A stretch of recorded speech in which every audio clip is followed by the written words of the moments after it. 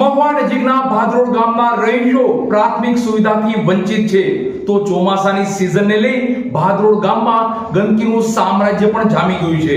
ત્યારે ભાદરોડ ગામના આગેવાનો ભાદરોડ ગામના રાજકીય આગેવાનો ગંદુ રાજકારણ રમી અને લોકોને પરેશાન કરી રહ્યા છે।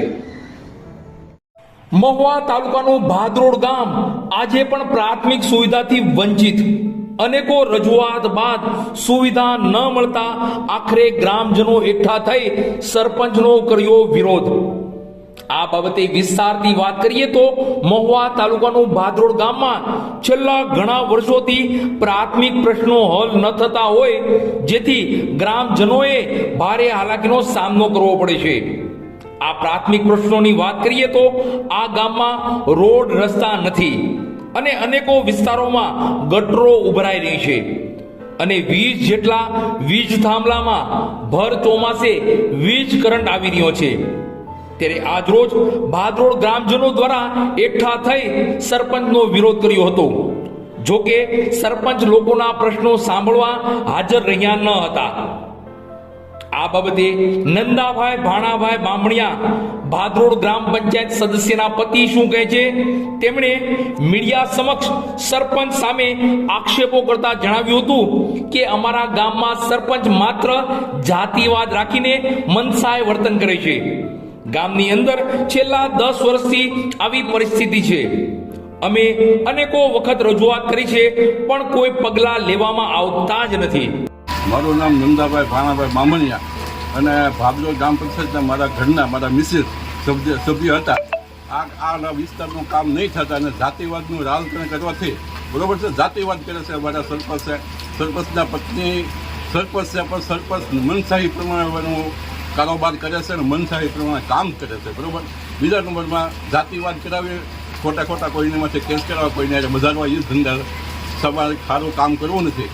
આ અમારા 10 વર્ષની કે આખા કવાને કાંઠે તમે જુઓ કેટલા જોરથી તમે આવ્યા છો, તમને ખબર હશે કે કઈ રીતની પરિસ્થિતિ છે। માણસો દવાખાને જવું હોય તો હાલવું ક્યાંથી એ પરિસ્થિતિ છે। છોકરા નિશાળા જાય છે તો એ મોકલવા કે ન મોકલવા એટલું પાણી ભરાય છે, કોઈ ધ્યાન ધરતું નહીં અને થાંભલે શોર્ટ છે તો અહીંના હેલ્પરો કે જે કોઈ જીબીવાળા છે કોઈ તંત્ર મેં 11 હાથે એક એપ્લિકેશન આપેલી છે મારા પોતાના ઘર માટેની કે ભાઈ મારે ડીમ પાવર આવે છે તો તમે આવા 11/7ની વાત છે હજી સુધી આવ્યા નથી। આજે પણ મેં ફોન કર્યો છે માંગ્યું સાહેબ સાહેબ ક્યારે આવો છો તો આવેલા નથી। એટલે જ્યાં મને વહેલી છતાંય અમારું કામ જીબીવાળાને એટલી વિનંતી છે કે થાંભલા અને સરપંચને કે વ્યક્તિને જે કાંઈ અધિકારી હોય, ટીડીઓ હોય કે મામલે કોઈ પણ હોય છોકરાની નિશાળે જવાય એવા રસ્તા અમારે જોઈએ છે અથવા તો તાળાબંધી કરવાનું ગામ વિચારતા હતા તો મેં બંધ રખાવેલું છે કે આપણે નિશાળની તાળાબંધી કરવી નથી। આપણે પહેલાં એને ચેતવણી જાહેરાત આપીએ કે અમારા નિશાળના રસ્તા હરખા થાય ને છોકરા નિશાળે જાય એવું કરી ગયો એટલી વિનંતી। જય ભારત, જય હિન્દ। આ બાબતે વધારે વિગતથી વાત કરીએ તો ભાદરોડ ગામમાં મફતપરા વિસ્તારમાં છેલ્લા ઘણા સમયથી સુવિધાના નામે મીંડું છે। રોડ રસ્તા નથી જેને કારણે શાળાએ જતા બાળકોને અને આજુબાજુના સ્થાનિકોને આ માર્ગ પરથી પસાર થવું ખૂબ જ મુશ્કેલ બન્યું છે। તો આ ગ્રામ્ય વિસ્તારમાં જ્યાં પણ વીજ થાંભલાઓ આવેલા છે તે વીજ થાંભલામાં કરંટ લાગી રહ્યો છે। જો કોઈ માનવ જીવ આ દુર્ઘટનામાં ભોગ બનશે તો જવાબદારી કોની રહેશે તે પણ એક પ્રશ્ન છે। અગાઉ પણ ગ્રામજનો દ્વારા અનેક વખત આ બાબતની રજૂઆત ગ્રામ પંચાયતને અને પીજીવીસીએલને કરવામાં આવેલ છે, છતાં પણ કોઈ પણ જાતના અસરકારક પગલાં લેવામાં આવતા જ નથી। તો આવી તમામ મુશ્કેલીને લઈ ગ્રામજનો જાય ક્યાં? વિદ્યાર્થીઓને શાળાએ જવા પણ મુશ્કેલ બન્યું છે। શાળાની આજુબાજુ અને આંગણવાડી કેન્દ્રની ફરતે ગંદકીનું સામ્રાજ્ય છે જેથી મચ્છર માખીનો ઉપદ્રવ થઈ રહ્યો છે અને ટાઇફોઇડ, મેલેરિયા જેવા ગંભીર રોગો માથા મૂકી છે। ત્યારે આજરોજ ગ્રામ્યજનો એકઠા થયા હતા અને સરપંચ વિરુદ્ધ હોબાળો મચાવ્યો હતો। મારા છોકરાને મૂકવામાં ખૂટી જાય છે, ગોઠણ લગી અમારા છોકરા નિશાળે આવતા નથી। પછી અમારે 20 થાંભલામાં તો શોર્ટ આવે છે, કોઈ હેલ્પર અહીંયા આવતું નથી।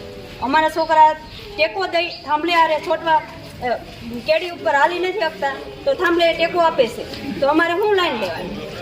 આ આગળ ગમે સાહેબોને ગમે વિનંતી કરીએ છીએ કે અમારા બાળકોને અમે કાંઈ થાય તો અમે શું કરશું?